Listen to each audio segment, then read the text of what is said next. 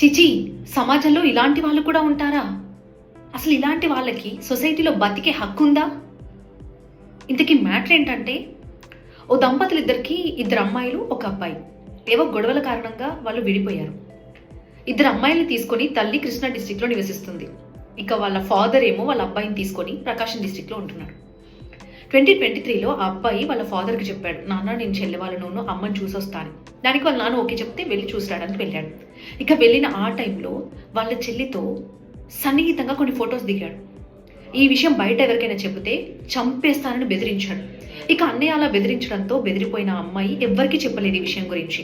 తర్వాత 2024లో విజయవాడలో ఒక చర్చ్కి తీసుకెళ్లాడు ఆ అమ్మాయిని. తాళి కట్టి అక్కడి నుంచి హైదరాబాద్ తీసుకొచ్చాడు. ఆ తర్వాత అమ్మాయి గర్భాన్ని దాల్చేలా చేశాడు. తర్వాత వాళ్ళ అమ్మ ఫోన్ చేసి నాన్న చెల్లిని తీసుకుంటా అంటే ఓకే అని చెప్పాడంట.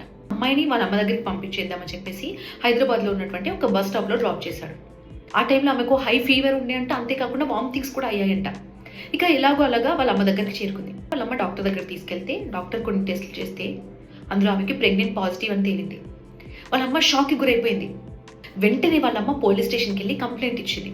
పోలీసులు ఎంక్వైరీ చేస్తే భయంకరమైన విషయాలు వెలుగులోకి వచ్చాయి. స్పీడ్ ట్రయల్ కోర్టులో ఎంక్వైరీ జరిగింది. ఆ తర్వాత పోలీసులు పోక్సో అండ్ అదర్ సెక్షన్స్ కింద కేసు నమోదు చేశారు.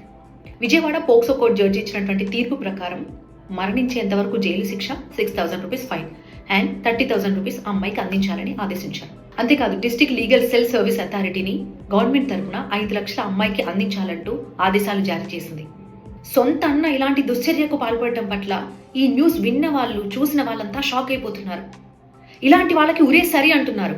ఇంతకీ దీని మీద మీరేమంటారు మరి?